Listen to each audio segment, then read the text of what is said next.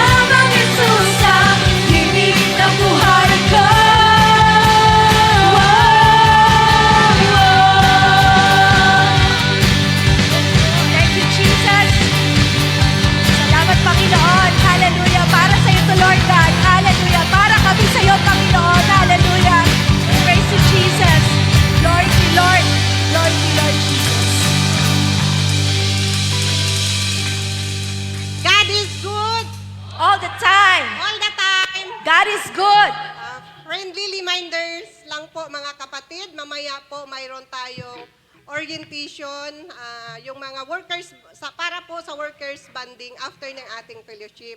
So wag mo na pong uuwi. Okay?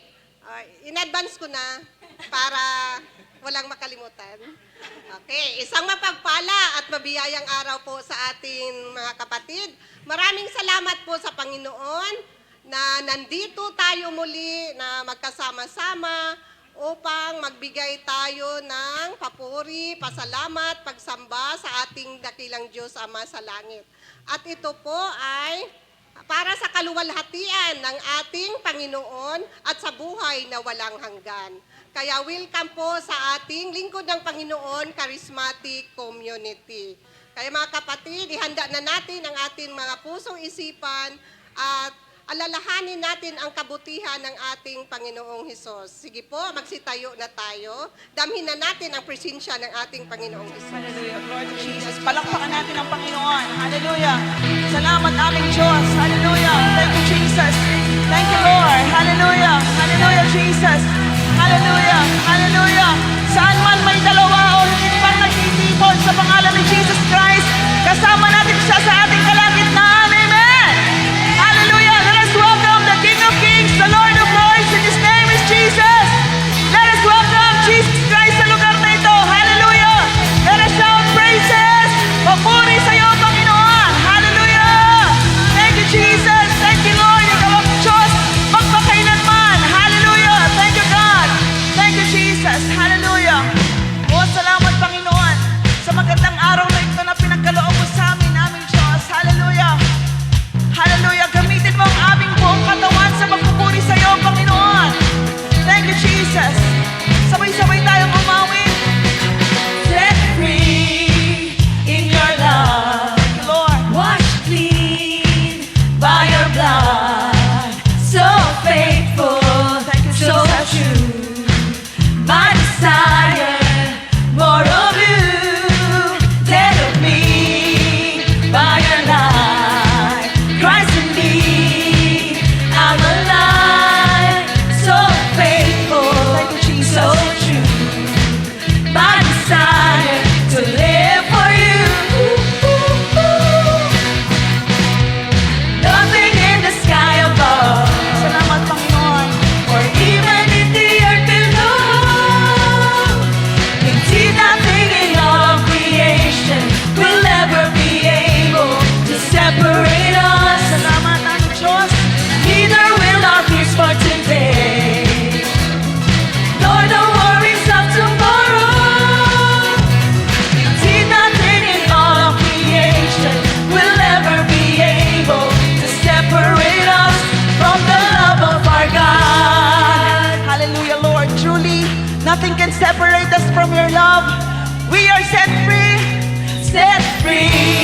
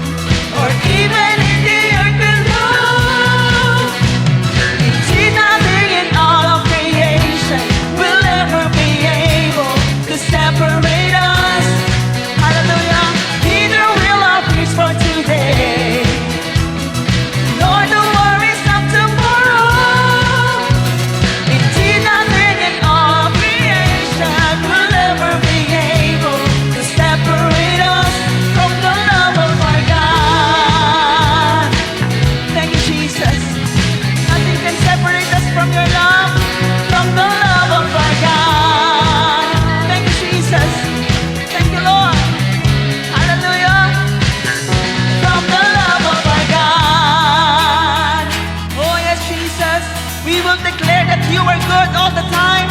Hallelujah, Lord. Mabuti ka sa lahat ng oras. Mabuti ka sa lahat ng pagkakataon, Panginoong Jesus.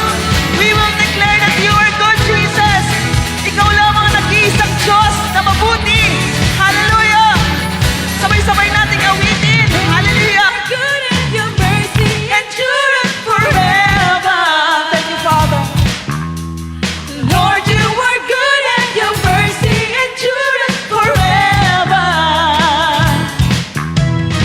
People from every nation and tongue, from generation to generation, we worship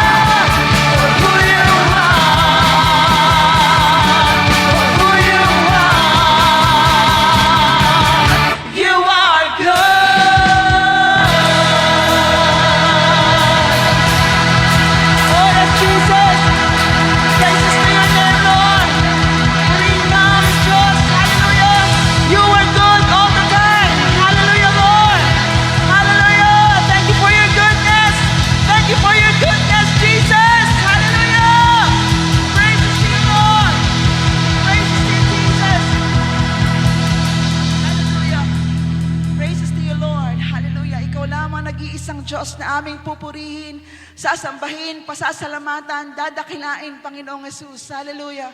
Thank you, Jesus. Salamat, Panginoon. Salamat aming Diyos sa presensya mo ngayong oras na ito.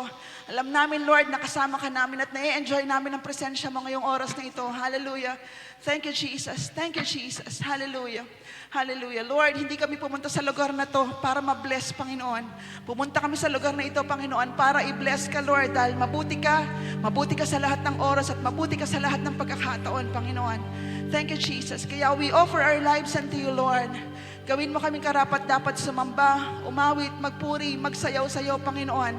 Dahil wala po kaming ibang pwedeng ibalik, Lord, sa kabutihan na ginagawa mo sa buhay ng bawat isa. Hallelujah. Kaya thank you, Jesus. Hallelujah.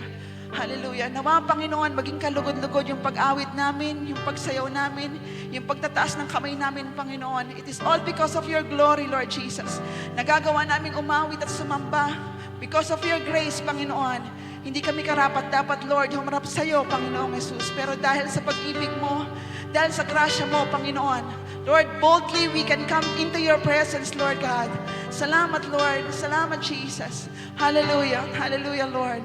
Hallelujah. Higit at sapat ang lahat ng biyaya mo sa aming lahat, Panginoon. Kaya never in our lives na pinabayaan mo kami, na feel namin iniwan mo kami, Panginoon, dahil alam namin, kasama ka namin palagi, Panginoong Jesus. Hallelujah. Hallelujah. Kaya sa oras na ito, aming Diyos, hayaan mo na ibalik namin ang papurit parangal sa inyo, Lord God. Nothing can separate us from your love, Lord Jesus. Ano man ang pinagdadaanan namin ngayon, Panginoon, it won't change the fact that nothing can separate us from your love, Lord God. Hallelujah. Hallelujah, Jesus. Hallelujah. Kaya mga kapatid, sa umagang ito, sa oras na ito, let us be true in worshiping the Lord. Maging totoo tayo sa pagpupuri sa Panginoon. Iwaksin natin kung ano man yung mga bumabagabag sa puso natin, sa isipan natin. Ang mahalaga sa oras na ito, alam natin na kasama natin si Jesus Christ. And He hears our prayers. Pinapakinggan ng Panginoon ang panalangin nating lahat. Hallelujah. Hallelujah. Kaya mga kapatid, buong galak nating papurihan ng Panginoon.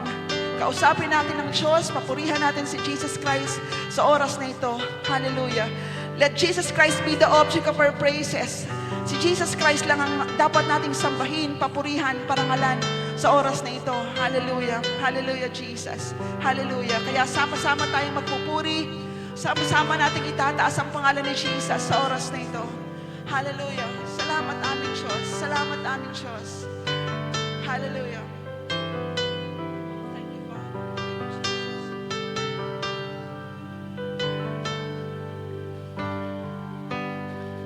I love you, Lord, for your mercy never fails me. And all my days I've been held in your hand. From the moment that I wake up until I lay my head, oh, I will sing of the goodness of God. Come on, let us all sing.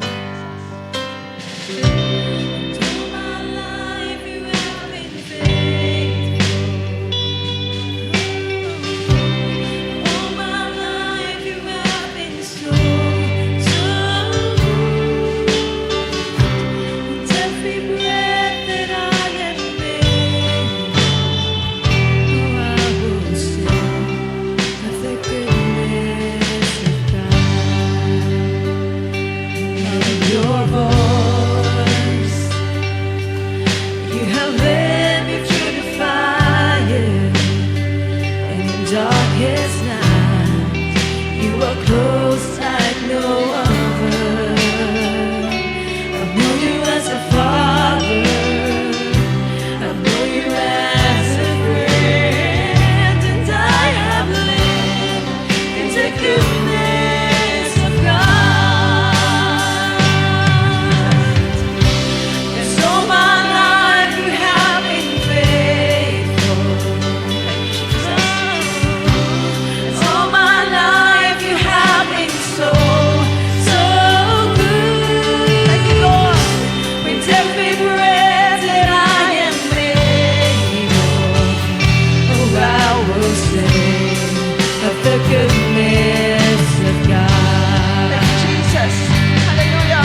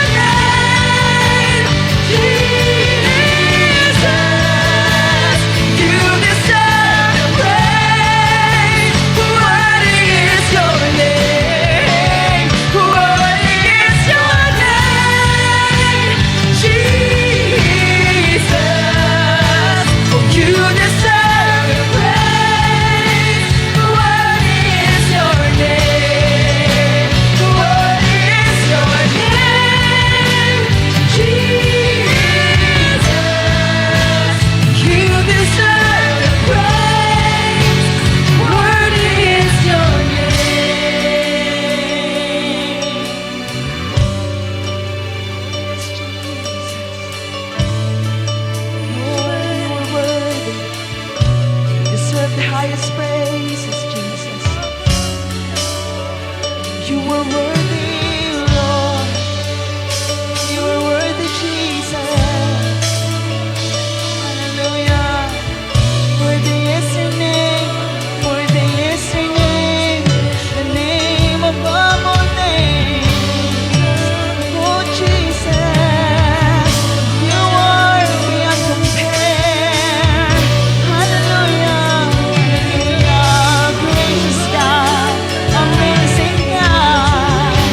You were faithful. You are awesome God. Give you glory, Lord. Give you glory, Lord. Hallelujah, hallelujah. Sing praises, sing praises, sing praises. Lord, with your hands sing praises to Jesus.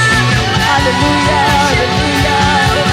Let's worship the Lord. Let's worship the Lord.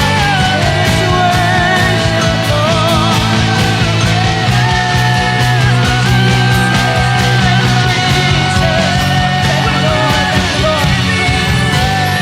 Hallelujah. Open your lips and sing praises to God.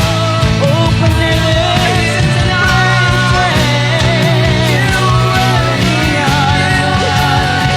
Hallelujah.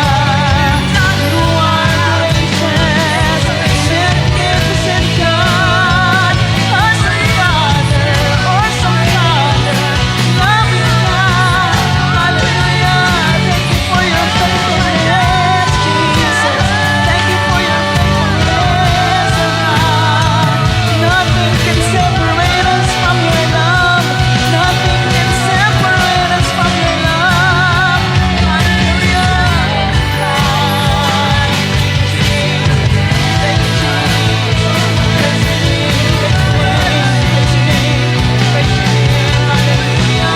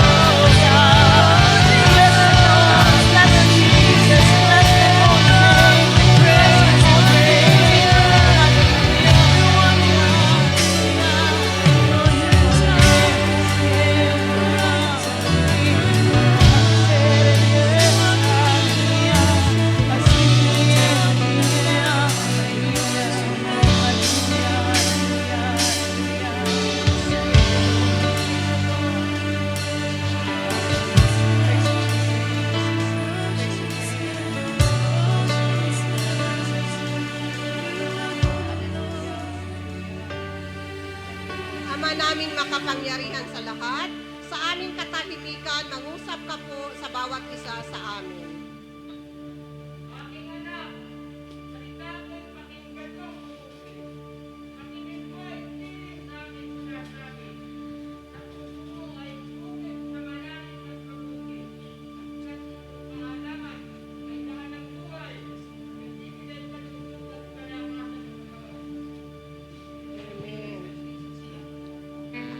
Mga kapatid, patuloy po tayong umawit sa mga espiritual na awitin para po sa ikalulugod ng ating Ama sa langit.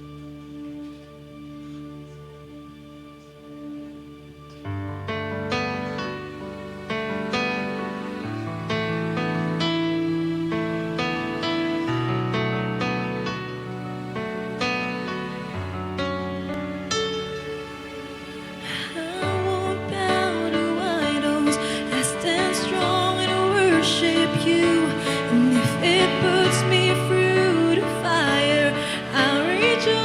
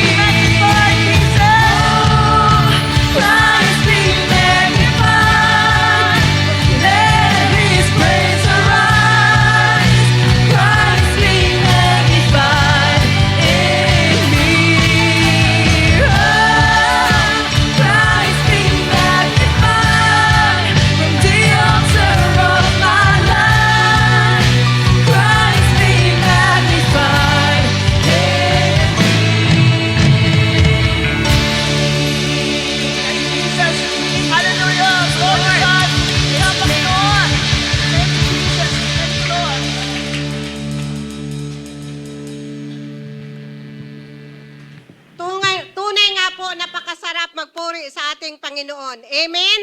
Amen. So, palakpakan po natin ang ating Panginoon. So, wala tayong bago. So, magpuri nga po ang lahat ng mga anak ng Diyos. Ngayon po, dadako na tayo. Mayroon tayong isang kapatid na magpatotoo sa kabutihan ng Diyos na ginawa sa kanyang buhay. Inanyayahan ko po si Sister Lorlene Centeno.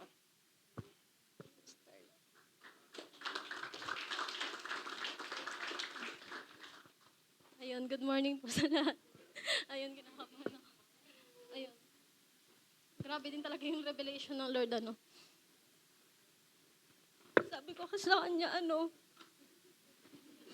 yung isa-share ko po. Tapos ayun yung inano niya sa akin. Yung nare-reveal niya sa akin kasi ito yung hindi ko ma-share po. Na ayan, broken family kasi kami. Kumbaga, binibigyan niya rin talaga ako ng lakas para ma-deliver tong message na to. Kasi ito yung ayaw kong pag-uspapan. Pero ngayon, nasa healing process naman ako. Kumbaga, ito ako before ko makilala si Lord. Na puro pain sa kalooban. Tsaka, sobra yung galit ko sa papa ko. Kumbaga, hindi ko po siya mapatawad. Ayun. Tapos may inatid na rin ako before na church po. Kaso hindi pa ako masyadong active kasi nga umalis si Papa. So kailangan kong tulungan si Mama magtrabaho para mag-provide kasi may iba pa akong kapatid. So yun, nag-aaral kaming lahat. Kumbaga, ang hirap. Kasi parang napila yung family nyo. Pero ayun, unti-unti niya akong tinutulungan doon. Then ayun na nga, na-invite kami ni Mami po dito sa lingkod. Kumbaga, dala-dala ko pa rin yung sakit na yun hanggang nandito na kami. Dito na kami umaaten hanggang sa may isang Sunday, si Brother Bobby yung nag-speak po about sa forgiveness, yung topic niya.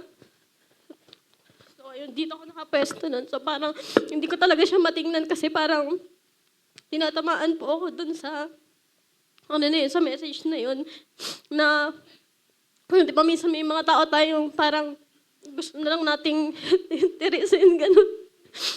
Pero, iba yung gusto ng Lord na matuto tayong magpatawad. Kaya ipapasa forward ko na po kasi baka mag-overtime. Ayun, June 7, birthday ni Papa. Hindi talaga namin alam yung tinutuloyan niyang bahay. Ayun, sabi ko sa mga kapatid ko, puntahan namin siya. May dala-dala kaming cake nun kahit hindi namin alam kung papapasukin ba kami o i-entertain ba kami. Sabi ko, hayaan nyo na kung ano mangyari doon. Bahala na po si Lord. Tapos ayun na, kapag-usap naman kami, nandun si Papa. Ayun, nakita ko naman na masaya siya. Pero yung dinidil ko sa Lord na na sana makakilala din po siya. Ayun, nakapag-celebrate mo kami ng birthday niya, na-release ko po dun yung mga gusto kong sabihin. Yung mga gusto kong i-open sa kanya. Yung mga hinanakit ko, ganun. Ayun, magaan sa pakiramdam na nasabi mo siya. Kasi sabi nga ni Brother Bobby, kailan mo sasabihin pagka huli na, ayan, ganyan. Siyempre, pagka nawala na siya, di ba, hindi mo naman sinasabing mawala. Kaya lang, yung timing ng Lord kasi, ayun, nung nakapag-usap na kami noon, medyo naging okay na. Na-realize ko na andun yung paggabay sa akin ng Lord kasi hindi ko magagawa yun kasi mahirap talaga. Lalo na kung ikaw din yung tumuwang sa mama mo kasi nakikita mo siya umiiyak sa gabi. Na wala siyang katuwang, wala siyang masasabihan. Siyempre, hindi naman nagsasabi yun pagka sa mga anak niya kasi, ayaw rin niya ng ganun. Kaya kahit minsan, kung saan ako nagpupunta, nag-work ako kahit saan, yun, that time wala pa akong choice nun. Kahit anong trabaho pinapasok. Pero yung marangal naman. Kaya ayun, parang doon na lang nabuhos yung ko po, yung time ko. Ayun, hanggang sa nakilala ko nga po si Fidel. Ayun, napakagwapo, di ba po? Ayun, doon po, iba din yung ano niya sa akin. Kasi parang naisip ko din, kasi di ba po wala na po siyang father, parang naisip ko din sa kalagayan ko na si Papa nandyan pa, hindi lang kami nag-uusap. Kaya ayun, hindi ko na rin sinayang yung time. Kumbaga tinutulungan din talaga ako ng Lord sa healing process na yun. Ngayon, okay na po kami ni Papa. Nakakapag-usap-usap na po kami magkakapatid. Tsaka po yung sila ni Mama, parang magkapatid na lang daw po yung turingan nila. Yun, medyo okay na po ngayon. Hindi kagaya dati. Kaya medyo gumagaan na po talaga yung pakiramdam namin. Ayun na lang din yung pinagpapasalamat ko po sa Lord na hindi po napariwara kami magkakapatid. Yung mga kapatid ko, ayan, close kami kahit na minsan magkakalayo. So, bibigay ko lang po yung Bible verse na to. Kasi ito yung revelation din sa akin ng Lord na ito sa John 13:7 po. You do not realize now what I am doing, but later you will understand. Ayun, sobrang ano lang ng Lord kasi grabe yung pagbigay niya ng guidance sa buhay ko kahit na kung saan ako napunta. Hindi niya po ako pinabayaan. Hindi ako napano. Ayun. Ayun lang po. Thank you po. Thank you, Lord. Napakabuti nga talaga ng ating Panginoong Hesus sa kabila ng may mga pagsubok pero napagtagumpayan at saka nandoon yung dahil sa pag-ibig ng Diyos nagawa din na pwedeng magpatawad tayo. Okay? So ngayon po, dadako na tayo sa pinaka-importanting bahagi. Maupo na tayo ng maayos. Ihanda na natin ang ating mga puso, ating isipan at ang ating pandinig. Tayo po ay makikinig na po sa salita ng Diyos na ibabahagi po sa atin ni Sister Marisa Aguilar sa pagpapatuloy po Growing in the Knowledge of Christ series, Living with an Eternal Perspective. Inanyayahan ko na po Sister Marisa Aguilar.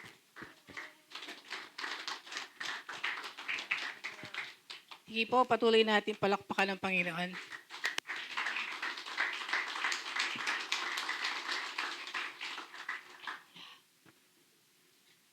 Talaga naman po pagka naalala mo yung kabutihan ng Panginoon, hindi pwedeng hindi ka maging iyakin.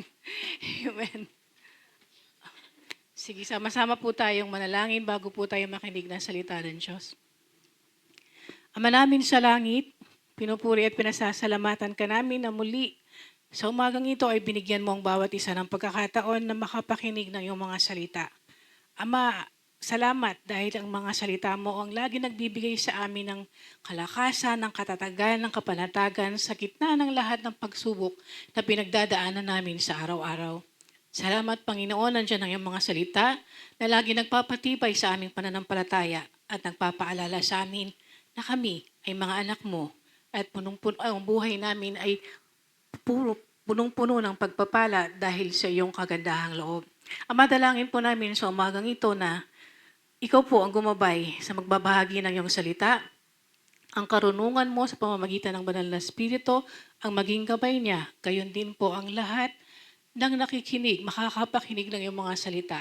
Nawa Ama, ang mga salita mo ay hindi manatili lamang sa aming mga isipan, sa aming mga utak, kundi ito ay tumimo sa aming mga puso. Upang ito ay aming maisapamuhay at nang sa gayon, kami ay makapamuhay ng laging naaayon sa iyong kalooban. Ito po ang aming dalangin sa pangalan ng iyong anak na si Jesus na aming Panginoon at tagapagligtas. Amen.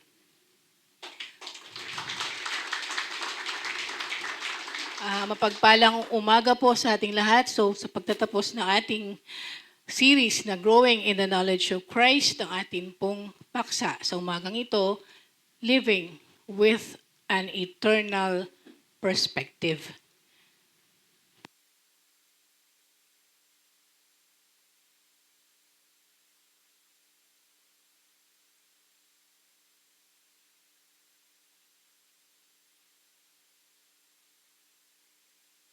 Hayaan niyo po na bago po tayo lumisan sa topic na to, mixing review lang po. Sa ikalawang Pedro 3:18, makikita po natin na yung command, yung tayo ay patuloy na lumago sa pagkakilala sa Panginoon, it is a command na dapat ay gawin ng bawat isang Kristiyano. We are commanded to grow in the knowledge of Christ. At yung pong growing in the knowledge of Christ, ito po ay importante sa ating paglalakbay sa ating spiritual journey, mga kapatid. hindi lang po ito dito sa ating mga utak, hindi lang intellectual knowledge ang pinag-uusapan natin doon sa command ng Panginoon. Kundi it is a fuller and more personal knowledge. At ito ay nakikita sa pagbabago ng ating mga buhay. Ang pagkakaroon, yung pagkakilala mo kay Kristo, makikita sa buhay natin na madedevelop yung Christ-like attitude na sinasabi sa 2 Pedro 1, verse 2 to 11. Ano po yung mga Christ-like attributes? Faith, virtue, knowledge, self-control, perseverance, godliness, and brotherly kindness and love. Sa verse 8 po ng 2 Peter, mababasa po na yung growing in the knowledge of Christ sa isang Kristiyano ay makikita sa pamamagitan po ng mga attributes na to. The more we grow in these graces, the more people can see that we are really growing in the knowledge of Christ. Na talagang kilala natin si Kristo, hindi lang dito sa knowledge, hindi lang dito sa utak, kundi nakikita sa ating pamumuhay. Amen? Sabi nga, yung grace na to hindi pwedeng piliin mo lang, faith lang, faith na lang meron ako, perseverance, hindi pwede. You have to have all of this in conjunction with each other. Hindi pwedeng maging selective. To grow in the knowledge of Christ requires diligent effort. Hindi po ito natural na napapasa atin.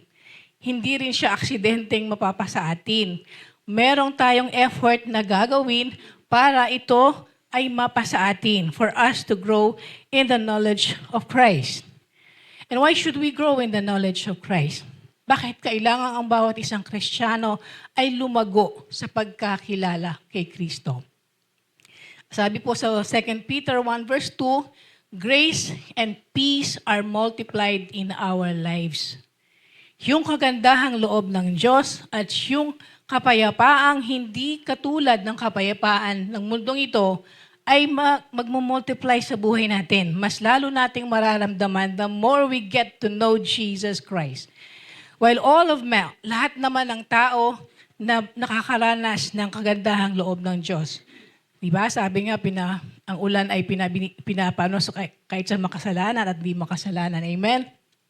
Subalit, yun lamang po na talagang na kay Kristo ang nakakaranas nung God's favor, talagang yung fullest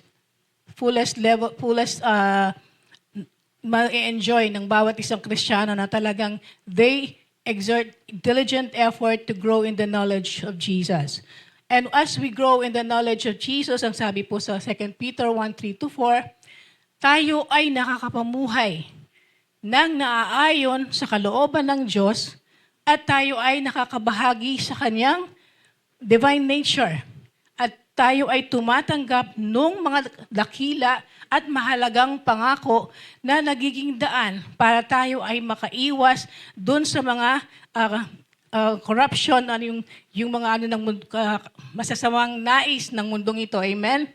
Exceedingly great and precious promises, partakers of the divine nature, and this will free us from corruption that is in the world through lust. So, sa pamamagitan po ng pagkakaroon ng mga attributes na to, we will be able to live victoriously. Amen? Lahat naman tayo gusto natin victorious ang buhay natin. Amen? Walang gusto na maging para tayong talunan all our lives. So, we have to grow in the knowledge of Christ. If we do not grow in the knowledge of Christ, kung hindi po tayo lalago sa pagkakilala kay Kristo at mananatili tayo dun sa level na tayo ay mga baby Christian, it would be like parang nakalimutan na natin kung bakit namatay si Kristo para sa atin. Kung tayo ay mananatili na lagi dun sa dati nating buhay, na may magbago man, ay parang dati pa rin, parang baliwala yung pagkamatay ni Kristo. Amen? Because the reason we were redeemed by the blood of Christ is hindi lang para mapatawad ang kasalanan natin. The ultimate objective of being a Christian is to become like Jesus. Amen? Yun po ang objective natin. Kasi si Jesus po ang ating perfect model. Kaya tayo naligtas, the Father wants us to become like Jesus Christ. Amen? So, isa po sa paraan na napakinggan na natin for the past weeks, yung papaano ba tayo, how we would grow in the knowledge of Jesus. At sa umagang ito, makikita po natin isa pang paraan how we would grow in the knowledge of Christ, and that is living with an eternal perspective. Ang mabuhay na ang pananaw ay nasa walang hanggan. Bayaan niyo po na paliwanag ko ito sa pamamagitan ng isang kwento. Mayroon daw pong isang missionary na for several years ng kanyang buhay, dinedicate niya na nag-mission siya in a faraway country. And one day after many years, he finally decided to go back home. At sa kanyang pag-uwi, sumakay siya sa isang passenger ship at kasabay niya ang isang celebrity, a very famous person. And everybody in the passenger ship, nang pagbaba nila sa harbor, nakita nila how so many people welcome the celebrity. Nagsisigawan, may mga lay, may mga placard, tuwan-tuwa sa pagdating ng celebrity. Lahat nakita nila yon. And the missionary felt sad. Lahat nagkakagulo para i-welcome ito. Pero ako, na nagpakanahirap, naglingkod, all my life, I sacrificed my life. I gave up everything for the Lord. And yet, when I decided to go home, nobody, not a single soul, was there to welcome me. Wala kahit isa man lang na sumalubong sa akin. So he felt very, very sad and he said to the Lord, Lord, bakit ganun? Buong buhay ko, dinedicate ko sa'yo, pinagay ko sa'yo, naglingkod ako. Ngayon, nag-decide ako magpahinga, to go home. Wala man lang nagpakita ng pagpahalaga sa akin. Wala man lang nag-welcome sa akin. Ang sakit-sakit, Lord. Ang sakit. Kahit man lang sana isa, Lord. What do you think is God's answer to the missionary? Ano kaya ang sagot ng Diyos sa missionary? Meron po bang manghuhula? O sige, ako na po sasagot sa tanong ko. Ang sagot ni Lord, the Lord answered the missionary, "You are not home yet, son. Kaya walang nag-welcome sa'yo like the famous celebrity, wala ka pa naman sa tunay mong tahanan. Hindi ito ang tahanan mo. So walang mag-welcome sa'yo." Amen? Brothers and sisters in Christ, like the missionary, we ask God many, many questions. Lord, bakit? Bakit ako dumadaan sa mga ganitong pagsubok? Bakit pinaalaw na mabigo ako? Bakit ako nakakaranas ng sakit, ng paghihirap, ng kabiguan? Naglilingkod naman ako sa'yo. Bakit, Lord? Bakit sa kabila na nag-decide akong sumunod sa'yo, doon pa dumami yung mga problema ko? Doon pa bumigat. Mga kaibigan ko, lumalayo sa akin. Bakit, Lord? Ano bang nangyayari sa akin in the coming days, the coming months, or the coming years? How, Lord? Why, Lord? Marami tayong tanong, amen po ba? Lalo na po nung tayo mga baby Christian pa. Ako nagdaan din yan. Bakit, Lord? Bakit, Lord? How, Lord? Why, Lord? We ask so many questions because we do not know why God allowed these things to happen in our lives. Bakit siyang wala naman sa Panginoon, nag-i-enjoy ng buhay nila, sumasagana? Bakit ako? Bakit ako parang may mga na-deprive? Alam niyo kung bakit? Because like the missionary, we are not home yet.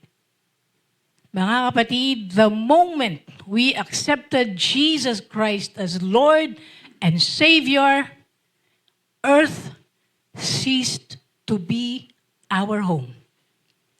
Nang tanggapin natin si Kristo bilang Panginoon at tagapagligtas, hindi na po tayo tagalupa. Amen? Philippians 3:20-21, subalit sa kabilang dako, tayo ay mga mamamayan ng langit. Mula rooy, hinihintay nating may pananabik ang Panginoong Hesukristo, ang ating tagapagligtas. Kaya pala mga kapatid, we will never really feel comfortable in this world. May mga kaibigan tayong lalayo sa atin because hindi na po tayo tagalupa. Kapag hanggang ngayon, in na in ka pa rin doon sa mga dati mong kaibigan na alam mong maraming ginagawang hindi ka lugod-lugod sa Diyos. Kapag hanggang ngayon, masayang-masaya ka pa rin ginagawa, yung mga bagay na alam mong hindi ka lugod-lugod sa Diyos, baka hindi ka nabubuhay bilang citizen of heaven. Baka nananatili kang citizen of earth. At mga kapatid, ganun ba yun, Sister Marisa? Ibig ba sabihin, kailangan maging malungkot ang buhay ng Kristiyano? Is there a way for us to live above all these temporary trials and truly grow at mag-grow tayo bilang mga sa ating buhay sa kabila ng mga stress at strain ng end time? Alam niyo mga kapatid, sa panahon natin ngayon, para po tayong mga nanay na malapit ng mga anak. We have birth pangs. Di ba pag mga nanay dito, pag malapit ng mga anak, mas lalong masakit. Amen po ba? Maraming sakit na nararamdaman when you are about to give birth. Why? You call that birth pangs. Why? Kasi nga, ayan, palabas na yung baby. The same manner, Jesus is coming soon. Makikita po natin, ang mga signs of the time, malapit na dumating si Jesus. At nakikita natin gaano ko mga nangyayari sa mundong to, nakakashock. Mga estudyante, binubugbog ang teacher. Mga bata, pinapatay. Nakakalungkot.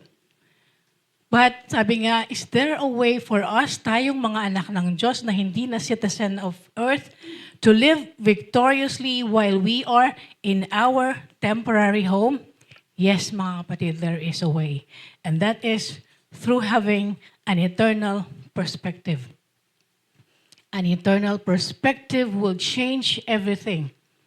How we view life, kung paano natin tinitingnan ang buhay.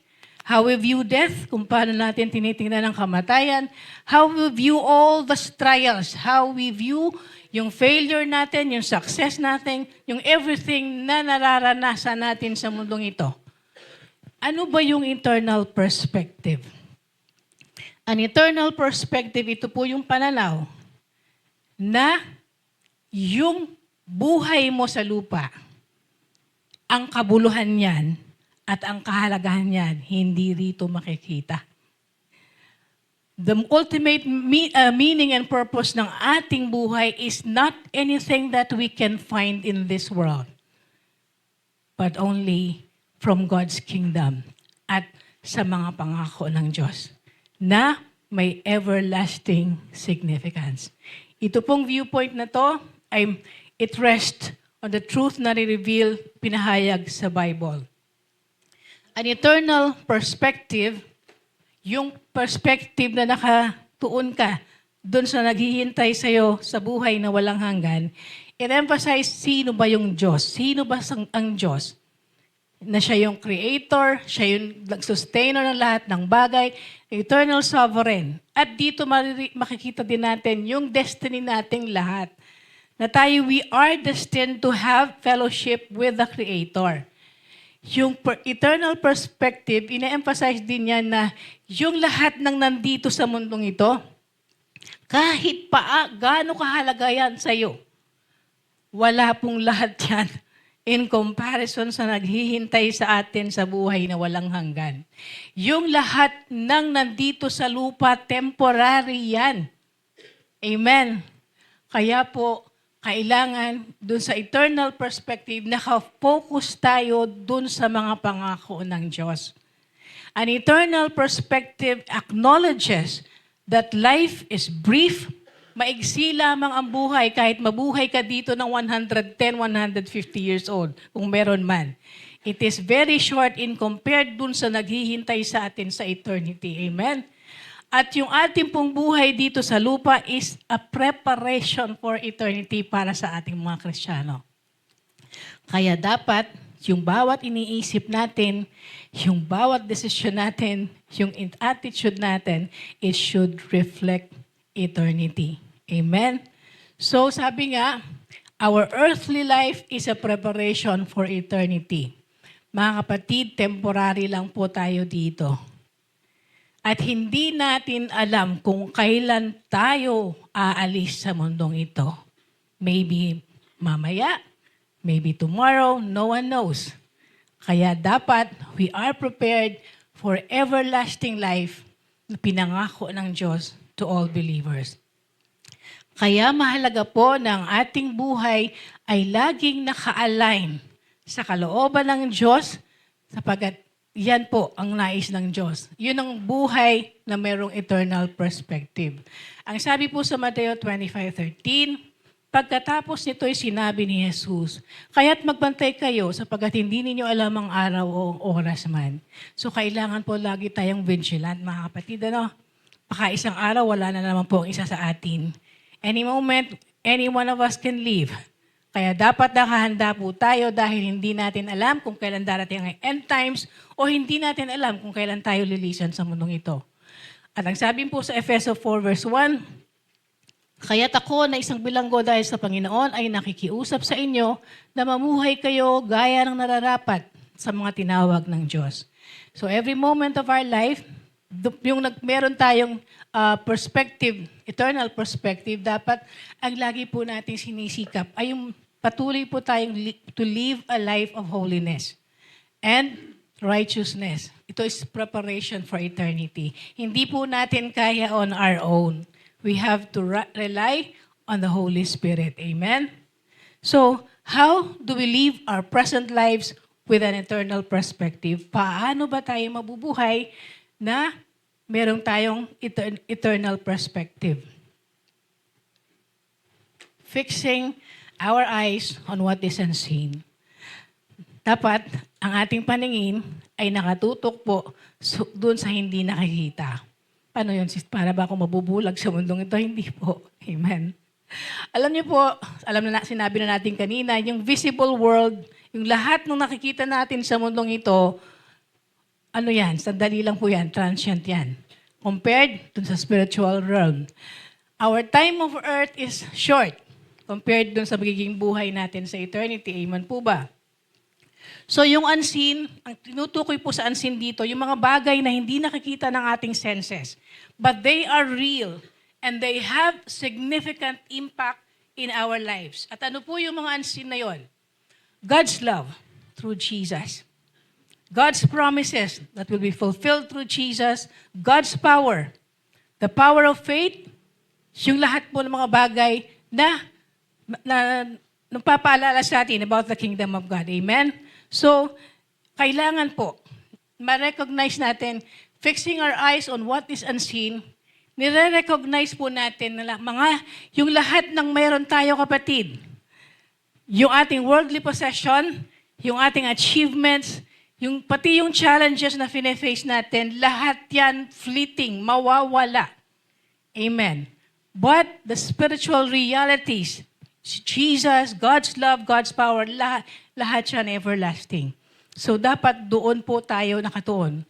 Ang sabi nga po sa 2 Corinto 4:18, kaya't ang paningin namin ay nakatuon sa mga bagay na di nakikita at hindi sa mga bagay na nakikita. Sapagkat panandalian lamang ang mga bagay na nakikita, ngunit walang hanggang ang mga bagay na hindi nakikita. So paano po natin ito i-apply sa ating mga buhay? Mayroon kang problema, you are facing adversity. So instead na mag-focus ka dun sa visible realities na nangyayari sa'yo, you focus on the eternal and unseen promise of God. Yung pangako ng Diyos na hindi kita iiwan, hindi kita pababayaan. Nabibigyan kita ng strength pag dumadaan ka sa pagsubok. Yun po ang application ng fixing your eyes on what is unseen. Sa kabila ng nangyayari sa iyo, lahat ng mga visible things na nangyayari sa iyo, doon ka nakatutok sa pangako ng Diyos. In case of success naman, successful ka, very successful ka. Dapat, ang tingin mo, yung success na yan, mawawala yan. So what should be important for you is not success, na material possession or what, kung ano man yung iniisip mo sa success, kundi ang dapat na maging aim natin, ang goal natin lagi is spiritual growth and maturity. Yun po ang sinasabi na ang focus natin ay laging on the unseen. Amen? Ano pa po ang paraan para tayo to live in eternity? Setting our minds on things above. Colossians 3:1-2, yamang binuhay kayong muli na kasama ni Kristo, ituon ninyo ang inyong pag-iisip sa mga bagay na nasa langit na kinaroroonan ni Kristo. Na nakaupo sa kanan ng Diyos, ang mga bagay na panlangit ang isaisip ninyo, hindi ang mga bagay na panlupa. Sabi nga bilang Kristiyano, kailangan ang priority natin yung mga heavenly values. Hindi po yung mga worldly desires. Kailangan ang mindset natin nakatuon dun sa eternal purposes natin. Tayo ay uuwi dun sa silid na inanda sa atin ni Kristo. Amen? So, dapat hindi mawawala sa mga isipan po natin, mga kapatid, tayo po ay mga anak na ng Diyos. Amen. Meron na po tayong bagong identity. Hindi na po tayo yung dating tayo. Tayo yung mga bagong nilalang na. So, dapat ang mindset natin, tayo ay mga anak ng Diyos. So kahit galit ka na sa isang sitwasyon, nakikita ka ng mga tao, paalala mo sa sarili mo, ako'y anak ng Diyos. Pag ako'y nagalit at nagwala dito, sino masisira? Ako ba? Hindi. Pati si Kristo madadamay. Amen? So dapat ang mindset po natin lagi, ako ay anak na ng Diyos. So kailangan lagi kung ano si Kristo, dapat iyon ang makita sa akin. Amen? So paano mo mako-cultivate yan? So dapat you focus on the spiritual. Lagi pong nakafocus doon sa God's kingdom. You meditate on God's word. You pray without ceasing. Yan sa mga fellowship po natin. We put to death our earthly desires. Yung mga dati nating gusto, kailangan na alam natin hindi kalugod-lugod sa Diyos, dapat wala na po sa atin yan. Amen po ba? So, in other words, let us put on our new self. Hindi na po tayo dating tayo. Amen? Kung ano na yung dating, yung ano na tayo, ang identity natin in Christ, yun na po lagi natin isa sa isip, sa mindset natin. Kaya, makapagpipigil na tayo pa kahit na gustong-gusto natin gawin yung mga dati nating ginagawa. Amen? Amen? Palakpakan po natin ang Panginoon. Ano pa po? 1 Corinto 10:31, kaya nga kung kayo kumakain o umiinom o ano man ang ginagawa ninyo, gawin ninyo ang lahat sa ikararangal ng Diyos. Dapat po, ang mindset nga natin na nakatuon sa walang hanggan, ang dapat sa bawat ginagawa po natin, nag-glorify si Jesus. Amen. Naluluwalhati si Jesus. Yung faith natin, sabi nga tayo maging buhay na patotoo ng ating pananampalataya.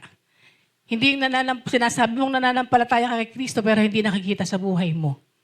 So dapat yung faith mo, nakikita, meron kang conscious effort, lagi kang conscious na ako ay anak ng Diyos, so dapat nakikita yung pananampalataya mo sa buhay mo. At sa bawat ginagawa mo, kahit anong liit pa yan, kahit ano pang trabaho mo, kahit ano pang sinasabi ng mundo na mababa ang trabaho mo, pero wala pong mababang trabaho.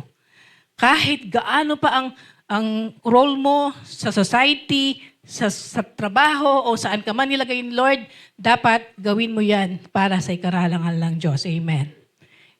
Lakpakan natin ang Panginoon. Paano pa po tayo mabubuhay with eternal perspective?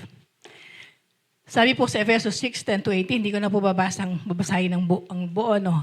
Isuot ninyo ang buong kasuotang pandigma na kaloob ng Diyos upang mapaglabanan ninyo ang mga pakana ng dyablo. Ano daw po yung mga kasuotang pandigma? Sinturo ng katotohanan, baluti ng katuwiran, sapatos ng pagiging handa, sa pangangaral ng magandang balita, ng kapayapaan, pananampalataya, pananggaang pananampalataya, helmet ng kaligtasan, at tabak ng Espiritu na walang iba kundi ang salita ng Diyos.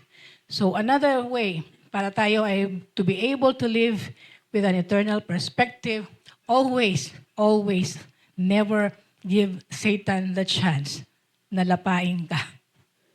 Pagkat si Satanas po, lalong-lalo na sa atin, tayo po ang target ni Taning, sirain tayo. At he's waiting for every moment para tayo po ay ibagsak niya. Kaya we have to always be aware of the fact that we live in a permanent zone of spiritual warfare. At ang mabigat, ang kalaban po natin hindi natin nakikita. At ang kalaban natin galit na galit sa atin kasi galit sa Diyos.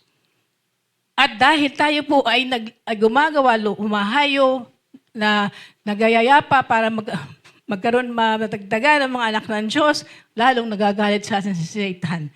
At sabi nga, he's like a roaring lion waiting for the opportunity to devour us. Kaya mga kapatid, nandito po tayo sa mundong ito. At yung standards natin, hindi na po dapat kagaya ng standard ng mundong ito. At pag nakalimutan po natin na ang culture ng mundo na to ay anti-God and anti-truth, sabi nga po, para kang lumabas ng bahay na nakapanty ka lang o nakabrief. Amen? Imagine niyo po, lalabas ka na kagano, na-expose sarili mo. Ganyan po. Pag kinalimutan mo for one moment na pag pumunta ka sa isang opisina na hindi mo nga anak ng Diyos, ina-expose mo ang sarili mo to danger. Mga dati mong kasama, kaibigan mo sa mga organisasyon, kung saan man yan, sa opisina, always be aware na ikaw po ay in a permanent zone of spiritual warfare. At hindi naman natin kalaban yung mga kaopisina mo, mga kasama mo, ang kalaban natin si Taning, nagagamit ng iba. Lalo na pag nag-decide ka na ikaw yung maglingkod at ikaw yung tanggapin si Jesus, lalo ka niya. Lalong si Taning ay inis na inis at talagang gusto niya na ikaw ay sirain. Amen? So, living with an eternal perspective means staying vigilant. Suotin mo yung baluti, yung binigay sa ating pandigma. And use that to fight back the enemy. Kaya natin po yan. Kaya nating labanan si Taning sa pamamagitan ng lakas ng gagaling kay Kristo. Amen? At ano pa po? Storing up treasures in heaven, Mateo 6:19-21. Huwag kayong mag-impok ng mga kayamanan dito sa lupa. Dito'y may maninirang insekto at kalawang at may nakakapasok na magnanakaw. Sa halip, mag-impok kayo ng kayamanan sa langit. Dooy walang naninirang insekto at kalawang at walang makapapasok na magnanakaw. Sapagkat kung saan naroon ang buong kayamanan, naroon din ang buong puso.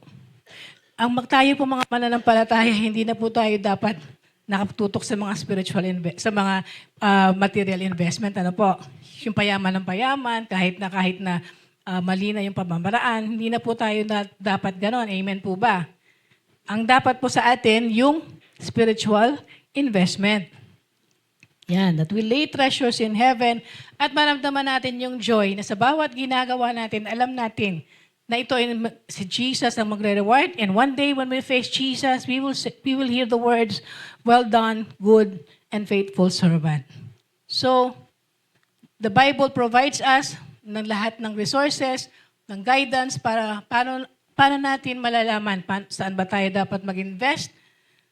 Kailangan lang po, we need always na lahat, to remind ourselves na lahat po na nandito sa mundong ito ay sandali lang, mawawala yan. So, kailangan ng ating tuon ay yung bagay na permanent and eternal at doon po tayo mag-invest. Kaya mga kapatid, paulit-ulit po nating sinasabi yung salita po ng Diyos, yung Bible po, binabasa po natin. Amen po ba?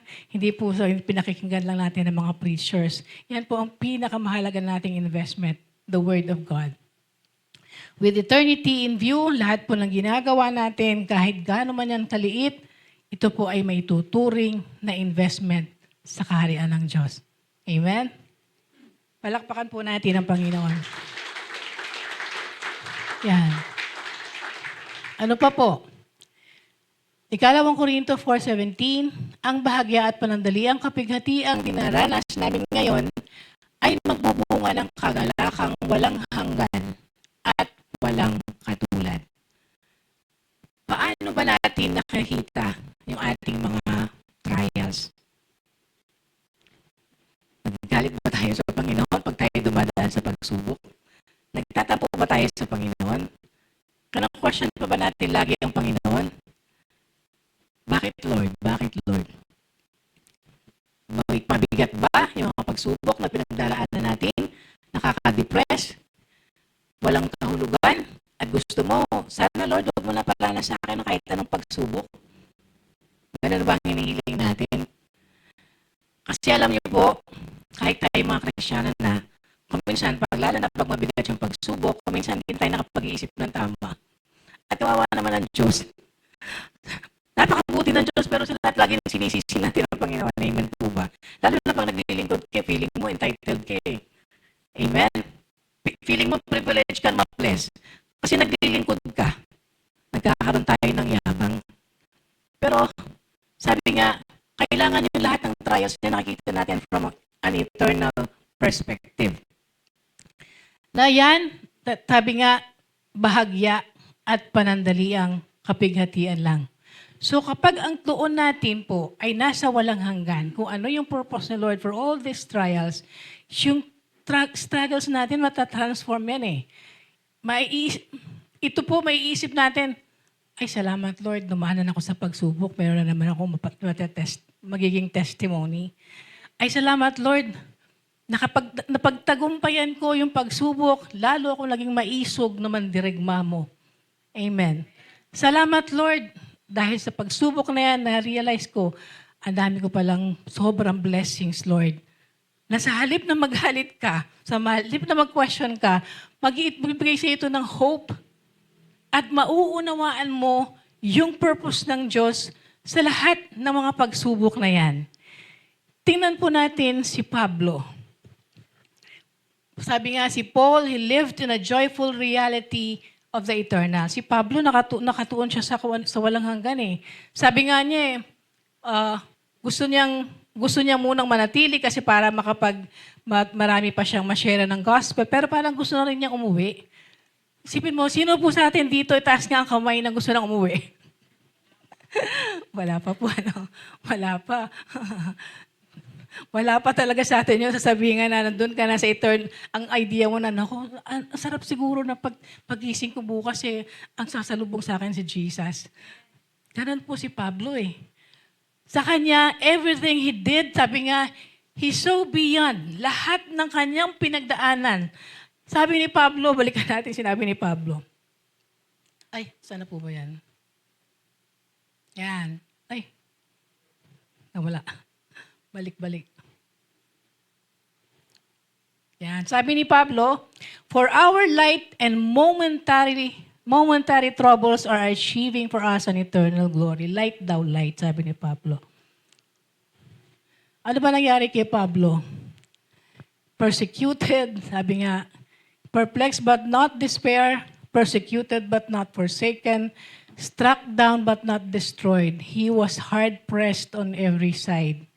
Yung sinasabi niyang yung kanyang sinasabing momentary sobrang grabe po yung naranasan ni Pablo na wala sa atin na nakakaranas pa, amen. At sana wala pong makaranas sa atin, amen po ba? Pero sabi nga, lahat ng yan, sabi ni Pablo, lahat ng yan, merely light and momentary afflictions. Light lang daw kay Pablo yan, sa atin, grabe na yan, amen. Bakit? Kasi nga, meron siyang eternal perspective. Alam ni Pablo, all this will pass. And one day, I will go home to the Father. Hindi po minimize yung pain ng eternal perspective. Hindi mababawasan yung pain na yan. But, nata-change yung focus natin from the pain to God's plan. So, nag-encourage po tayo na maisip na lahat ng ito ay para din sa ikabubuti ko. Amen. At kapag sa kabila po ng mga pinagdadaan natin, maiisip natin ang sinasabi sa Pahayag 21 verse 4 One day, sabi, at papahirin niya ang bawat luha sa kanilang mga mata. Wala nang kamatayan, wala nang dalamhati, wala nang pagtangis at paghihirap sapagkat lumipas na ang dating mga bagay. So, yan yung darating na time na pag tayo po ay aalis na sa mundong ito, wala na yan, lahat ng yan. So, sabi, kung dumating ang time na parang napakabigat na lahat ng dinadala natin, isipin lang po natin yung pangako ng Diyos. Para ma-remind tayo, yung pain, hindi ito po yung final word, kundi yung eternal kingdom ng Panginoon na naghihintay sa atin na kung saan nandun yung joy, peace, and restoration. Amen? So, alam ng Diyos ang lahat na nangyayari sa atin sa kaliit-liitan, kahit sa kaliit-liitan. At pwede niyang gamitin yung mga bad circumstances para sa ating ikabubuti. Roma 8:28. So, sabi nga natin kanina, yung eternal perspective, hindi niya tinatanggal yung pain. Pero, napupunta yung ating focus dun sa ano yung plano ng Diyos para sa atin. So, kapag ang atin pong, hope ay naka-anchor dun sa naghihintay sa atin sa langit, yung mga pinagdadaan natin ay nagiging opportunity for us para lalo nating ma-appreciate ang kabutihan ng Diyos. Amen po ba? Alalahanin po natin, sabi nga, hindi na po tayo mga tagalupa. Tagalupa, amen? Tayo po ay mga citizens of heaven na. And the citizens of heaven, dapat, let us set our hearts on things above, sabi nga kanina. Ang ating pong focus ay nandun na sa naghihintay sa atin sa kabilang buhay. At i-allow natin na yung pangako ng Diyos. Pero paano ba natin malalaman ang pangako ng Diyos kung di man natin binabasa ang Biblia? Amen. So kailangan po talaga na we meditate on God's Word for us to know the promises of God. And it will sustain us kung ano man yung season na pagdadaanan natin. At ano pa po? Persevering amidst challenges. Filipos 3:13-14, mga kapatid, hindi ko pinapalagay na nakamit ko na ito. Ngunit isang bagay ang ginagawa ko habang nililimot ko ang nakaraan at sinisikap na marating ang layuning nais kong makamtan. Nagpupunyagi ako patungo sa hangganan upang makamtan ang gantimpala ng pagkatawag sa akin ng Diyos sa pamamagitan ni Kristo Jesus, ang buhay na nasa langit. So kailangan po, for us to live with an eternal perspective, dapat yung difficult challenge natin ay tayo po patuloy na mag-persevere. Patuloy po tayong magpunyagi. Sabi nga, amidst the challenges, lagi po tayong makafocus doon sa ultimate goal natin na isang araw, lahat ng yan ay matatapos kahit ano pang bigat yung pinagdadaanan natin sa buhay, kahit ano pa yung mga difficulties na kakaharapin natin, isang araw matatapos yan. At sa pagtatapos yan, doon tayo pupunta sa pinakamagandang lugar kung saan tayo dadalhin ng Panginoon. So how can I gain an eternal perspective? Unang-una, kailangan, sigurado tayo na tayo po na born again na. Amen po ba? Sigurado po tayo na tinanggap na natin si Jesus Christ. Amen. Para malaman natin na tayo ang naghihintay sa atin ay buhay na walang hanggan. Kasi ito po natin magbibigay sa atin ng renewed spirit. Kapag tayo po ay na-born again na, doon lamang tayo magkakaroon ng desire to please God. Kasi habang nandun po tayo dun sa sitwasyon na wala pa sa Panginoon, mananatili tayo sa desire natin sa mundong ito. Amen. Na kahit gumagawa ka na ng kasalanan, hindi ka man lang nagkakaroon ng bagabag. Pero pag ikaw ay nasa Panginoon and you truly accepted Jesus Christ as Lord and Savior, sabi nga, tagapagmana ng Diyos at kasamang tagapagmana ni Kristo, yun po sa atin, nandito na sa atin dahil nasa atin na yung Holy Spirit. Kaya nga minsan, nagtataka ka bakit nagagawa mo pa yung dati mong ginagawa pero ngayon, hindi ka na masaya. At iniisip mo na alam mo na nasaktan mo ang Diyos. Kaya nga kung sasabi parang mas mabigat kasi kaya nagiging mabigat na sa'yo ngayon dahil conscious ka na mali na yung ginagawa mo. Kaya hindi ka na masaya at nandun na yung desire mo, nagsisisi ka, humingi ka ng tawad sa Panginoon. Mga kapatid, lahat po tayo dumadaan dyan. As long as nandito pa tayo sa lupa, daraan tayo sa mga pagsubok na makakagawa pa tayo ng pagkakamali. The most important thing is lagi po tayong humihingi ng tawad at laging nandun ang desire natin na sa tulong ng biyaya ng Panginoon tayo ay tuluyang mabago. Amen? So yan ang unang-una, kailangan sigurado ka na tinanggap mo na si Kristo. Pangalawa, you have to be filled with the Holy Spirit. Amen? Ang sabi po sa Efeso 5:18, huwag kayong maglalasing sapagkat sisirain lamang niya ang inyong buhay. Sa halip ay dapat kayong mapuspos ng Espiritu. When we accepted Jesus Christ as Lord and Savior, tinanggap po natin ang Holy Spirit. At the degree kung paano tayo nababago ng Holy Spirit is kung paano po tayo nakatuon doon sa eternal perspective. Kasi pag nandito ka pa rin, nabubuhay ka pa rin bilang citizen of earth, lagi mo susuwayin ng Holy Spirit. Amen. Tapos magsosorry ka. Dapat nandun po yung desire natin talaga to submit. Na tayo po ay laging we filled with the Holy Spirit. Hilingin po natin yan, pagising pa lang natin. Sa ating Ama, puspusin mo po ako ng banal na Espiritu mo para kung saan man ako pupunta, ano man ang gagawin ko, yun lamang kalugod-lugod sa iyo ang magagawa ko. Kasi kailangan po natin ng Holy Spirit na ibigay natin yung full control ng Holy Spirit sa ating buhay. Because when we are filled with the Holy Spirit, we are totally yielded to Him. Sinusuko na natin ang buhay natin sa Kanya, sa Panginoon. Kaya hindi na natin pinagbibigyan yung mga desire natin. Yung desire ng laman. So, hindi pwedeng mag-exist pa rin yung patuloy ka nagkakasala, patuloy ka pa rin nakafocus dun sa mga bagay sa mundong ito, hindi pwedeng mag-exist yan sa sinasabing eternal perspective. Kasi pag merong ang eternal perspective, yung Holy Spirit na, yung leading na ng Holy Spirit ang sinusunod mo. Amen? Palakpakan po natin ang Panginoon. At isa pa po, paraan, spend time with God and His Word. Ito paulit-ulit na po nating napapakinggan. Amen po ba?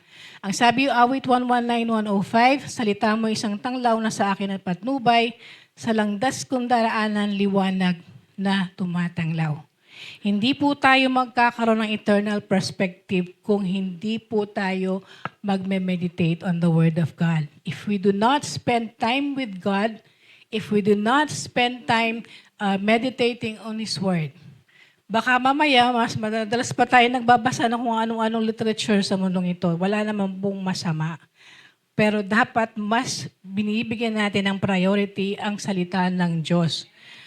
Yung salita po ng Diyos will serve as the guiding light. Sila ay magbibigay ng ilaw sa ating daraanan. Sila ay magbibigay ng wisdom. At we gain understanding dun sa desire ng Panginoon, yung kanyang pangako, yung kanyang promises, and kanyang will. Spending time with God through His Word enables us to make godly decisions and in His ways. Sabi nga po, tayong mga anak ng Diyos, dapat yung mga decision po natin nagre-reflect na ng kabutihan ng Diyos, ng kanyang kabanalan. Amen po ba? So dapat, para mangyari po yan, lagi po tayong nagme-meditate sa salita ng Diyos. Amen? To sustain an eternal perspective, kailangan yung continual refilling ng truth. Halimbawa, meron kang sasakyan, may nagpakarga ka ng pinakarga mo, ang travel mo malayong malayo, pero ang pinakarga mo ay kung ano lang yung malapit. So, parang ganun po tayo. Hindi po enough. Napakinggan ko na yung midweek fellowship ngayon. Okay na yun. Napakinggan ko na yung Sunday fellowship. Okay na yun. Tapos, ina-expect mo na mag-live ka with an eternal perspective. Paano? Baka Sunday ka lang pala Christian. Kasi, hindi mo nire-reveal ang ng Word of God. Kasi pagka po ang puro yung nangyayari sa mundong ito ang ating napapakinggan, talaga pong hindi natin ma-expect for us to be able to live with an eternal perspective. Madidistract po tayo. Spending time in the presence of God through studying His Word invites us to reveal areas ng ating buhay na dapat pa nating baguhin. Ang Diyos po ang magsasabi rin sa atin kung ano pa yung mga dapat nating baguhin sa buhay natin. Balikan natin kanina, ang ultimate goal po ng bawat isa sa atin is to be like Jesus. And that will only happen if we continue to meditate on His Word. Kasi habang nandito po tayo sa mundong to, magkakasala pa tayo. Pero the more we meditate on God's Word, ma-acknowledge natin ang mga pagkakamali natin, i-confess natin, and we begin to live each day na binabago na po natin ang buhay natin. At sabi nga po sa Ephesians 5:26, washing with water to the word, para tayo pong hinuhugasan. Patuloy na hinuhugasan sa pamamagitan ng salita ng Diyos, that it keeps our priorities in agreement with God's word. Kasi paano mo malalaman na yung palang ginagawa mo ay tugma na sa sinasabi ng salita kung hindi mo naman pala binabasa ang salita, umaasa ka lang sa mga preachers. Amen? So, kung paulit-ulit nating sasabihin, study God's Word, spend time with God through His Word. Kung gusto po natin na magkaroon tayo ng eternal perspective.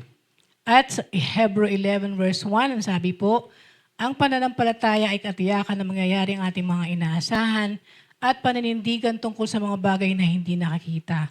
So dito po makikita natin yung role ng pananampalataya for us to be able to have an eternal perspective. Kasi po, yung pananampalataya ang mag-enable sa atin para magtiwala sa pangako ng Diyos. Amen. At habang tayo naglalakbay, manatili tayong matatag sa kabila ng maraming pagsubok. At sa Roma 8:24-25, naligtas tayo dahil sa pag-asang ito, ngunit hindi iyon matatawag na pag-asa kung nakikita na natin ang ating inaasahan. Sapagkat sinong tao ang aasa pa kung ito'y nakikita na niya, ngunit kung umaasa tayo sa hindi natin nakikita, hinihintay natin yon ng buong tiyaga. Kung yung faith nag-enable sa atin para magtiwala sa salita ng Diyos, sa pangako ng Diyos, yun naman pong hope. Ito yung nagpapanatili sa atin na matatag sa ating journey. Dahil umaasa tayo na ang Diyos ay tutupad sa Kanyang lahat ng pangako at alam natin that God is a promise keeper, so tayo po ay mananatiling matyaga sa paghihintay kahit na nakikita natin kuminsan na parang hindi malayo pa yung pangako ng Diyos. The role of community. So, siguro, may mga tao na sinasabi nila, okay naman ako mag-worship mag-isa. Okay naman akong maging mananampalataya ni Kristo na nag-iisa. Hindi ko kailangan ng community. Pero alam niyo po, napakahalaga na meron kang community na kinabibilangan kung saan ka nilagay ng Diyos. Para doon mo siya makilala ng lubos, doon ka lumago, at doon sa pamamagitan ng community ay mananasan mo yung pag-ibig ng Diyos. Kasi hindi naman natin agad mararanasan ng pag-ibig ng Diyos kasi asan ang Diyos? Malayo, di po ba? Nandun sa langit. So paano mo makongkretong mararanasan ng pag-ibig ng Diyos kung hindi sa kapwa mananampalataya mo na binigay ng Diyos?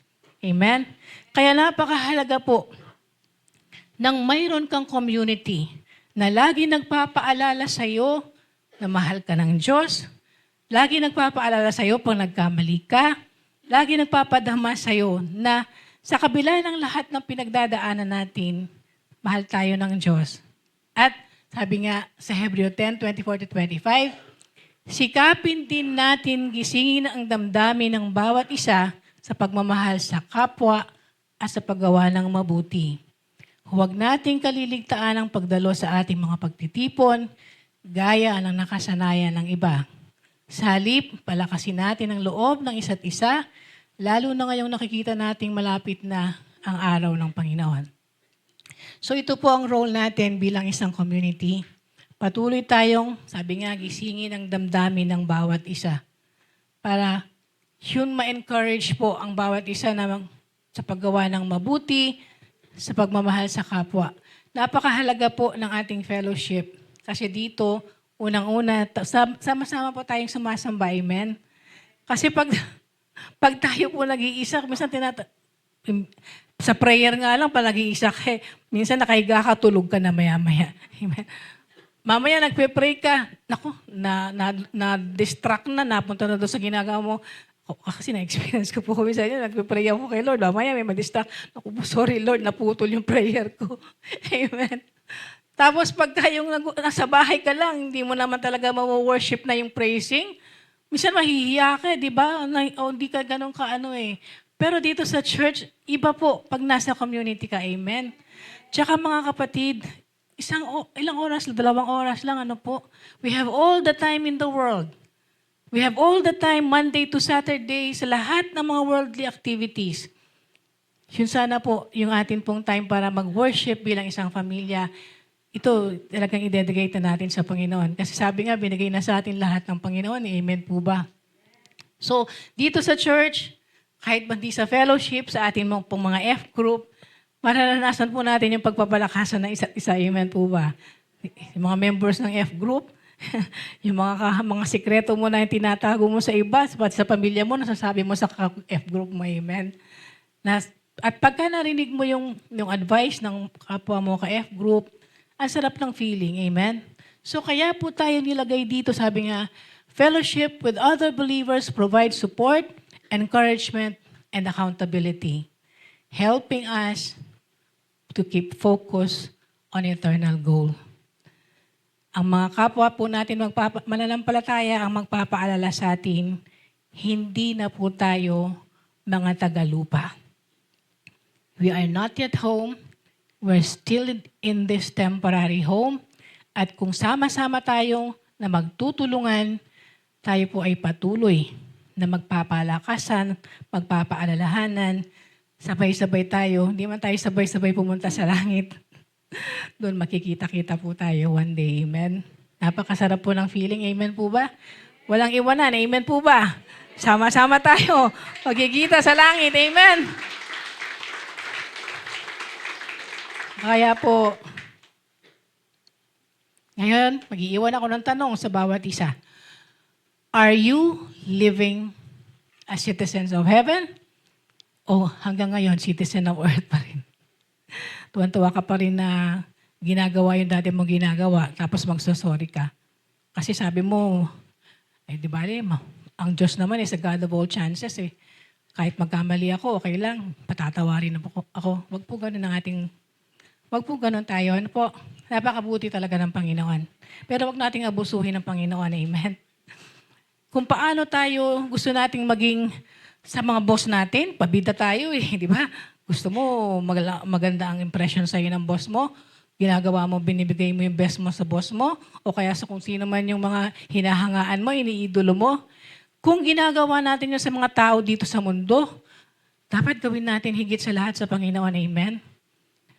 Gusto nating lahat, pag dumating yung time na tayo po ay alis na sa mundong ito, and we come face to face with Jesus, gusto natin marinig, well done, good and faithful servant. Amen? So kailangan, yung eternal dimension ng ating buhay, ina-apply po natin sa mga daily tasks natin. Naguhugas ka ng pinggan, naliligo ka, nagsaserve ka sa church, nagtatrabaho ka, ano man yung ginagawa mo, saan ka man nilagay ng Panginoon, let others see Jesus in you. Amen. Sabi nga, kasi kung nabubuhay pa rin tayo, kagaya, kung paano nabubuhay ang mundong ito, na after sa fulfillment, hinahanap yung fulfillment sa mundong ito, kailangan magkaroon ako ng bahay, kailangan may maman ako ng gusto. Lahat gusto mo po sa mundo. Tandaan po natin, pag hindi gusto ng Diyos na magkaroon ka ng bahay, pag hindi gusto ng Diyos na marami kang pera, pag ginusto ng Diyos na alisin ka sa isang lugar o alisin sa iyo ang isang tao, it only means one thing. That person will not take you home. Or that thing will not take you home. Kasi I will bring you home and I will do everything para mawala ang balakid sa pag-uwi mo sa silid na inihanda ko sa bahay ng aking ama. So, kailangan, God has commanded us that we live with an eternal perspective. At ngayon po sa mundong ito, kung saan nakikita na po natin kung paano nabubuhay ang mga tao, more than ever, we have the calling to bring eternity in our present time of bringing the reality of heaven to earth. Tunay, sa pamamagitan ng ating mga buhay, sa pamamagitan ng ating example, yung langit sana ay maranasan na ng kapwa natin dito man sa lupa. We are called to live well, to reflect the glory of God, and to bring others to Jesus. Panahon na po para tayo, each and every one of us, hindi lang po mga manggagawa, hindi lang mga preachers, hindi lang si pastor, kundi each and every one of us to live to our true heavenly calling. Mga kapatid, tayo po ay nakpara sa langit. And we can only find true joy in heaven. Kung nawala yung glitter ng mundong ito, huwag kang mag-desire ng power, ng wealth ng mundong ito. Keep reminding yourselves that everything we do now has an eternal impact.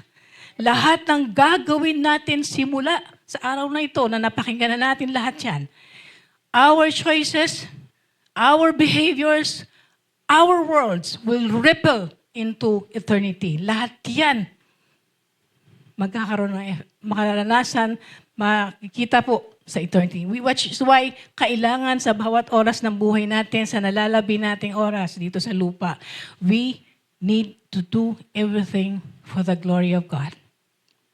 Only an eternal perspective will change everything. And as we develop a habit of setting our minds on eternal things, siguradong sigurado mga kapatid, ibang-iba na ang pag-handle natin sa lahat ng ginagawa natin. Iisipin mo lagi, naku, pag ginawa ko ba ito, magiging dahilan ba ito para madala ko ang iba kay Kristo? Pag meron po tayong ginawa na, hanggat meron po tayong ginagawa na hindi kalugod-lugod sa Diyos, we can never bring others to Jesus. So we might as well not tell them that tayo po ay mga anak ng Diyos kasi katitisuran pa po tayo. So we have to have an eternal perspective at ito po pinakamaganda. As the eternal mindset ay maging parte na po natin. Other people would notice and one day may ask, paano kaya ako rin magkaroon ng eternal perspective in life?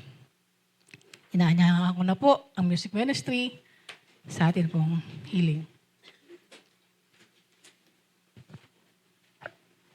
Mga kapatid, sa ating pong paglapit dito, magkaroon din po tayo ng eternal perspective. Minsan mayroong hindi binibigay si Lord. Yung kagalingan, pwedeng hindi pa binibigay because meron siyang reason. But keep in mind, our God is a God as a healer. Jesus is our healer. At magtiwala po tayo, whatever kung anong bigay niya sa atin, ito po ay para sa ating kabubuti.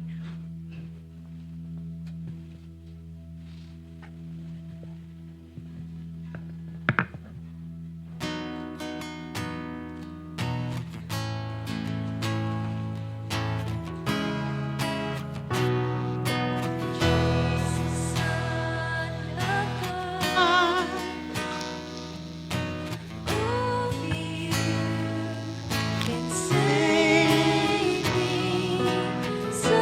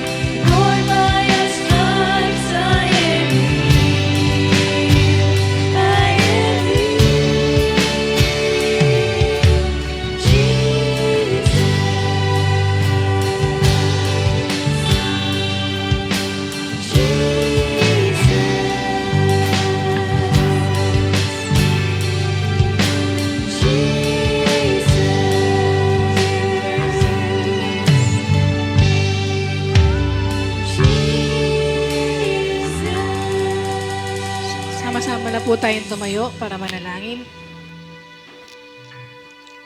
Aming Ama sa langit, maraming salamat po sa paalala mo sa bawat isa sa amin.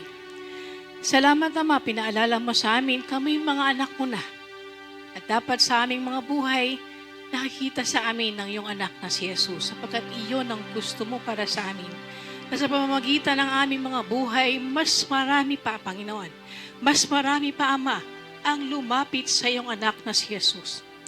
Ama, salamat sa pamamagitan ng iyong banal na Espiritu, sa kabila ng aming mga kahinaan, kami ay nakakapamuhay ng nakalulugod sa iyo, kahit na may magkapagkakataon pa rin na binibigo ka namin. Pero laging nandyan ang iyong tulong, ang iyong biyaya, para hindi kami tuluyan na bumagsak, Ama. Pagkat tapat ka sa iyong pangako, na kahit kailan hindi mo kami iiwan at hindi mo kami pababayaan. Ama, dalangin po namin sa umagang ito na nawa po ang bawat isa sa amin ay maging asin at ilaw ng mundong ito, na sa pamamagitan ng aming mga buhay, ang mga kapwa namin ay makita si Kristo at nang sa gayon sila man ay magkaroon ng pagnanasa na lumapit sa Kanya, tanggapin siya bilang Panginoon at tagapagligtas. Ama, tulungan mo po kami na sa nalalabi naming buhay, panahon dito sa lupa, kami po ay makapamuhay ng nakatuon sa naghihintay sa amin sa walang hanggan. Upang sa lahat ng aming gagawin, yun lamang nakalulugod sa iyo ang aming magawa. Dahil Ama, nais po namin na sa oras na kami humarap sa iyo, maririnig namin, "Well done, good and faithful servant." Ama, salamat po sa patuloy mong pag-iingat sa aming community, sa aming pastor, sa lahat ng manggagawa, sa lahat ng members, sa lahat po ng aming mga sambahayan at sa lahat ng gawain ng aming community. Nawa po patuloy mo kaming magamit para mas marami pa ang makakilala sa iyong anak na si Jesus. Ama, marami pa po kaming gustong sabihin sa iyo, pero nasa puso po namin, Ama, at alam namin na ito ay nakikita mo at nalalaman mo. Salamat po sa kagalingan na binigay mo sa bawat isa sa amin. Salamat po sa pag-provide ng lahat ng pangangailangan namin. Salamat, Ama, dahil kung wala ka sa buhay namin, wala kaming magagawa. Pero dahil sa iyong anak na si Jesus, kami patuloy na nabubuhay na punong-puno ng pagpapala. Ama, salamat po. Sa iyo po ang lahat ng kapurihan at karangalan, ngayon at magpakailanman. Amen.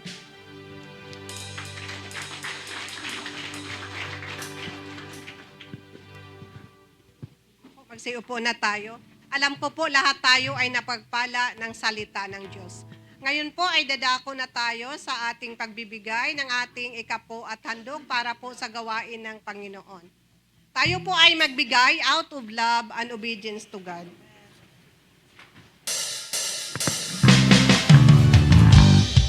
Let us offer a sacrifice of praise. Come, let us offer a sacrifice of praise. The fruit of our lips giving thanks. The fruit of our lips giving thanks. Come and offer sacrifices. Come and offer sacrifices. Come and offer praise unto the Lord.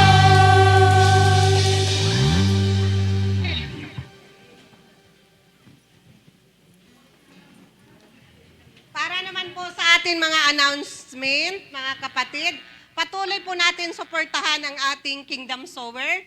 So, ngayon po ay mayroon na tayo 961,978 pesos. So, palakpakan po natin ang ating Panginoon. Malapit na tayo makabili ng ating pinapangarap na sasakyan. So, amen. So, patuloy din natin suportahan yung ating 25 cents para kay Kristo, ating Stell and Battle Drive, ang ating prayer meeting sa barangay. Maaari lang po makipag-ugnayan kayo kay Sister LV Centino. At yung ating banding natin sa mga workers, mayroon tayong orientation after ng ating fellowship. So, i-welcome po muna natin mga kapatid, mayroon tayong bagong dalo. Pwede po tumayo, Brother Christian and Sister Grace. Sila po ay taga Santa Maria. Invited po ni Brother Vince. Mga sister and brothers, hindi po ito aksidente na nandito kayo, nakadalo sa aming community. Ito po ay kalooban ng Diyos na makasama kayo namin. Nawa po, hindi lang ito, kundi patuloy na kayo na makasama namin sa gawain ng ating Panginoong Hesus. Amen.